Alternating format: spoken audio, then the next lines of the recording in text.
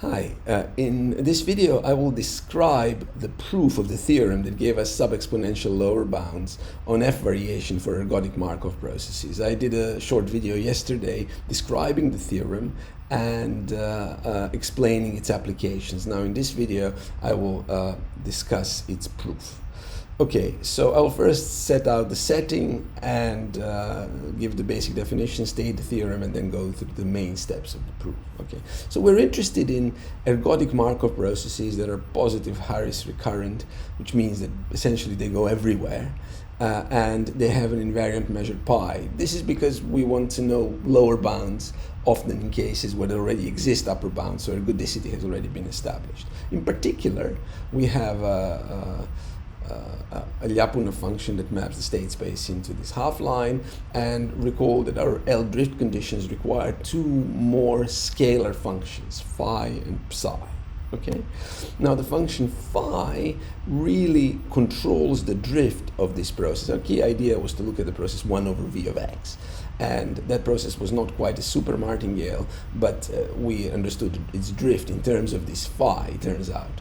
And this phi, if I subtract a little bit, then this makes it into a super martingale when the process is far away. And what was important about phi is that it satisfies this asymptotic condition. Okay, so this drift has less and less influence when the process is far away from a compact set.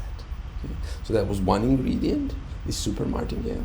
And another ingredient was a submultiplicative function psi that goes to infinity, which controls really this exit probability from an interval, right? So the process, I start the process v of x at this level, which is sort of wedged between L and R, and I wonder about the decay of the event that the process exits above before going below as the above level goes to infinity, and that is controlled by this psi of R.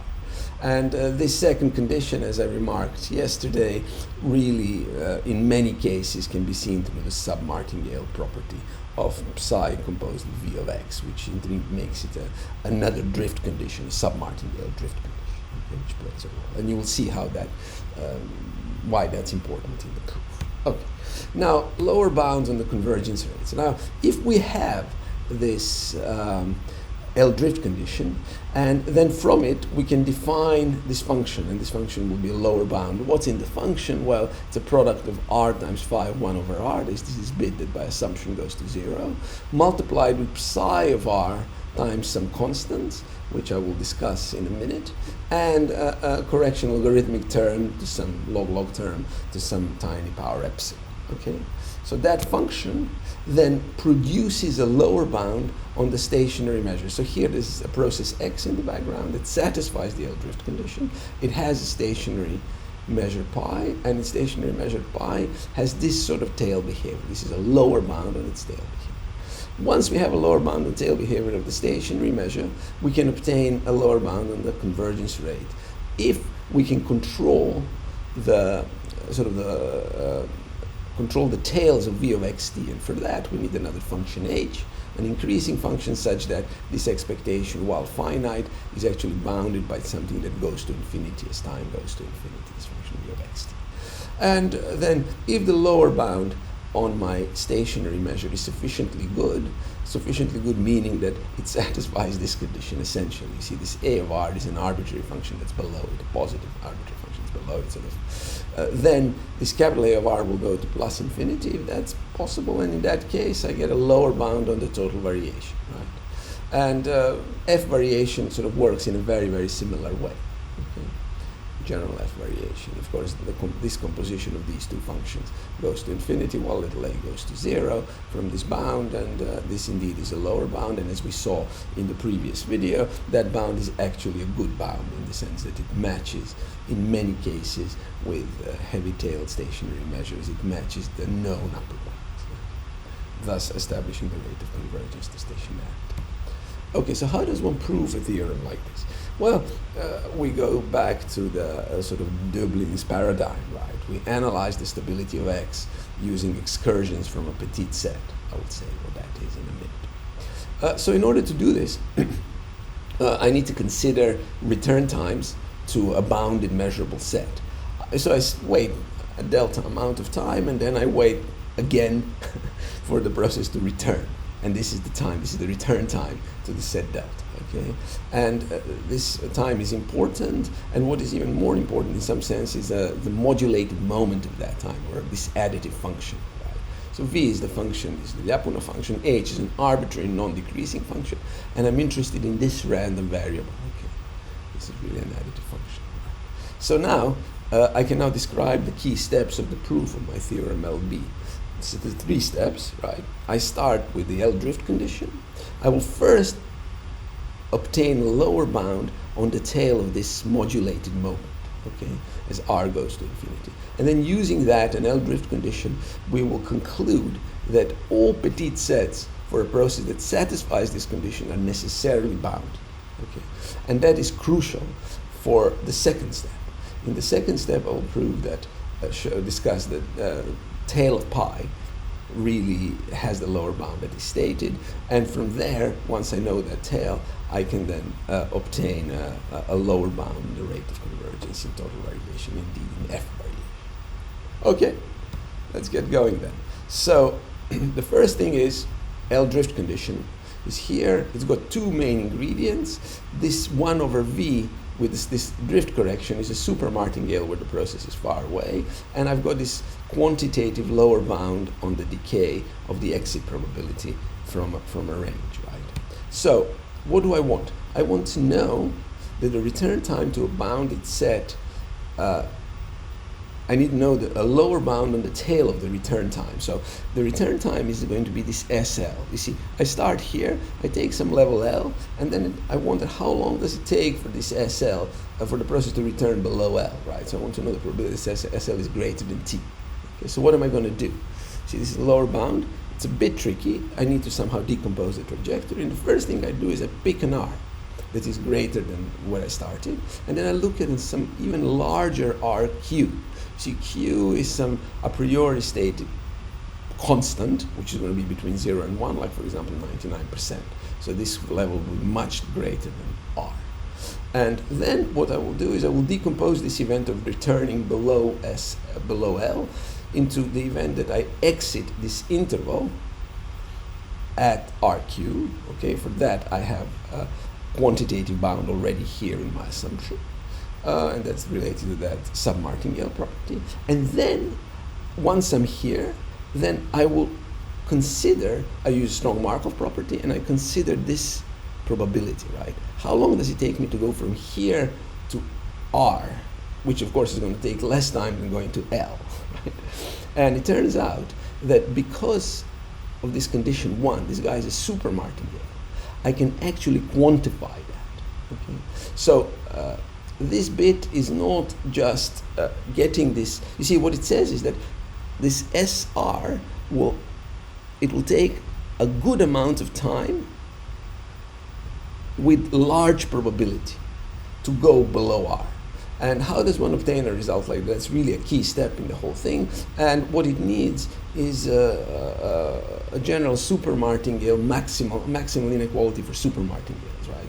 That allows us to quantify the amount of time for the process to go down. And this is precisely where this idea of looking at 1 over v comes in, right? Because, you know, the process, this process going down means that this guy is reaching higher and higher levels, right? So it's a maximal inequality to get this. Okay, so now once I've got that, then I'm in good shape, because now this SL, the lower bound on SL, with the same quantity, you see the same quantity is here, is okay. I decompose this event, I wait to go here, and then once I'm here, I apply again strong Markov property, and I get this lower bound. Okay, so you see, now this means that I really want a tail, right? So what I do is I substitute this with t, and then look at this. You see, this is this function right here. See, this is r times phi, 1 over r features here. So I just look at the inverse of this function, right? So this is going to be my g1 of t, and that's my new r. And this is my new rq, right? And so if I start my process below this rq, then I get this lower bound on this tail. This is essentially this inequality using this lower bound on the second term. And if I start above RQ, then of course I don't need to worry about this exit probability because I exit at time 0, so I just get Q here. Both of these facts are crucial for all that follows. And remember, Q, of course, here is arbitrary.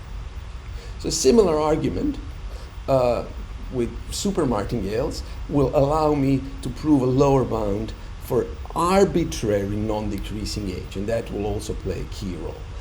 Again, I just ignore what happens here with this integral, and I will just lower bound what happens here. And because h is increasing and this sort of process is going down here, it is possible to obtain the same style of bound where this inverse here is the only difference, and the inverse here before I had h equal to 1, as you would expect, right? And now I have h, but otherwise, so this inequality will play a key role in the slides to come. Okay, so that's one side. The first part of step 1. The second part of step 1, I will now use what I've proved to deduce that all petite sets for a Markov process that satisfies our L drift condition are indeed bounded. Okay? All of them have to be bounded.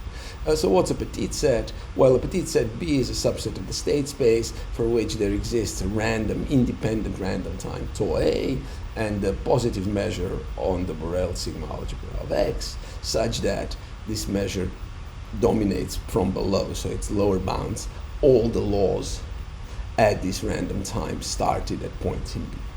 Now, I need to prove that all petite sets are bounded, but in fact I'll show you that all small sets are bounded, and this is just a special case. It's easier to describe the argument, special case when this random time is just constant. Okay? So now assume that B is small, and if B is small, there exists such a nu, which is a positive measure, so I can find an L so that this guy is positive. Okay? This guy is positive. It will be always strictly smaller than 1, of course, I can assume that. SL is now return time below L. Okay? So you see now, if for some starting point X, it takes more than T naught amount units of time for the process to come below L with this probability, this is a positive probability, then of course at time T naught, the probability of the process being V of the process, V of x T naught being smaller than L, by just taking the complement here, will be smaller than nu V smaller than L. And of course this means that X cannot, in such a case, be inside the small set, because the small set is such that nu dominates from below the law of the process. Okay? Now, but we proved already that if I start sufficiently high up, then it will take me a long time to get back. So I set up things, I choose Q, choose it in this way, that if I know that if starting point X is here, I start higher than this RQ in my previous slide, then the probability here will be greater than Q. And if Q is of this type, then this simply means that for all the X's in here, they will not be in the small set. So the small set, in other words, has to be contained in the sublevel set of V, which is bounded of necessity. Okay. Now, we proved this step 1, so we've got a lower bound. We know all petite sets are bounded. So why did we bother with this? Well, the key step for getting our lower bound is this Miha characterization of measurability.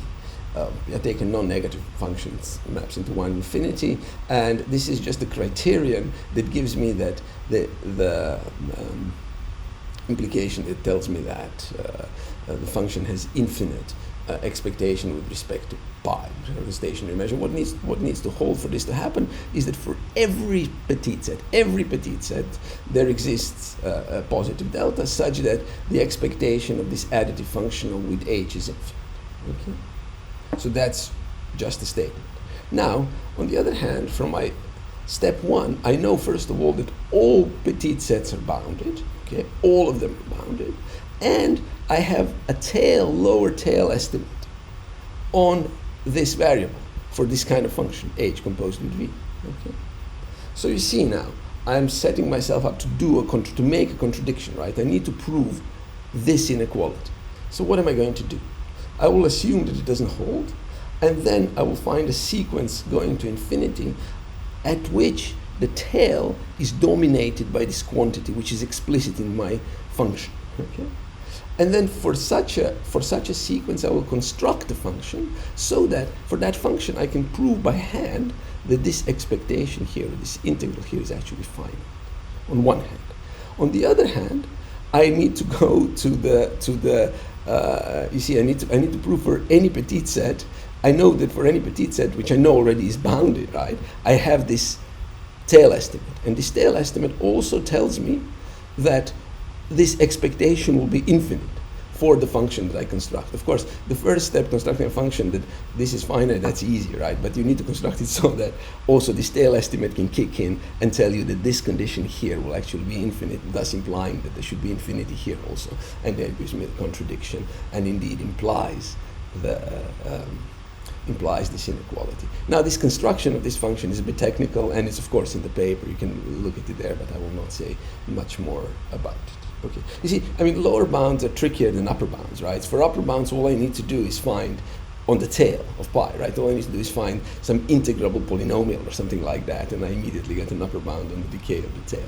But here, I somehow need to deal with all possible functions h, because I don't know which one I will need to construct. Here, there's going to be some funny one that will depend on this sequence. So I need to control a large function, a large family of functions. I need to have information on for the tails of this kind of additive functions or modulated ones. Okay, good. Now, okay, so we're doing well now. So we've done the heavy lifting with this part of the theorem, and now we want to get this, right? So this is the lower bound on the total variation, is really requires really, as you will see now in the next slide, requires this function h that goes to infinity that sort of controls the expected drift of the process. Okay. So let's see how that works. Okay, so this is based on this simple and elegant argument in Heyer's notes, in fact. So how does it work? Well, I've got this bound. I've got this a of r, which is a lower bound on my tail, right? And now, what does Heyer argument say? Well, it's a total variation distance, right? So what's a total variation? It's a supremum, right? So a lower bound in some sense should be easy, but the problem is you don't know which sets to look at because the supremum are all sets, right? But of course here, these are all heavy tailed things, so it's sensible to look at, to suspect that the bottleneck will be exactly in the tails, right? So what do? We lower bound this by the tail of pi minus the tail of the process, okay? And then we take a lower bound on pi and an upper bound, which is just Markov inequality from here for the process, okay? And then just go and look for this RT, where given t, you solve this equation, and this is possible to do, and this gives you the lower bound that I stated. And then generalizing this to f variation really requires a little bit of work, but not much. You just need to introduce this new function, capital G, and look at the integral over the tail of this G of the, so integrate f over the tail of G and integrate the law of the tail of G, and then do a similar sort of argument, and this proves the theorem for general f variation. Okay, so as mentioned, so that's the proof. As mentioned before, so in Heyer's notes, this lower bound was applied only in the cases where stationary measure was known explicitly, right? Because this last step could be done. And in effect, what we've shown here is that it is possible to obtain good lower bounds without knowledge, explicit knowledge of the stationary measure itself, just from the sort of characteristics, infinitesimal characteristics of the process. Okay. And also, of course, extension to f variation, right? So what was our key idea, really? Right, in order to control these return times to any petit set, it was crucial to look at sort of drift conditions on both 1 over v as well as on v. And it was possible then to obtain these lower bounds that were needed, okay, to sort of carry out this program. And finally, I would say that so our proof, you see, it's of course probabilistic, just uses semi-martingale theory, I think, and some sort of basic properties of stochastic processes. It is self-contained, except the only thing that I used was this integral test of mine and Tweedy, right? And because it is self-contained and somehow the classical theory really comes in this isolated way, there is hope that such ideas that sort of yielded this could be extended to infinite dimensional settings with other metrics, so state spaces that are sort of more complicated than the ones covered by the theory, by the classical theory of mine and Tweed. Okay, so these are the references that I mentioned, and I hope you enjoyed the show and hope to see you again soon. Bye-bye.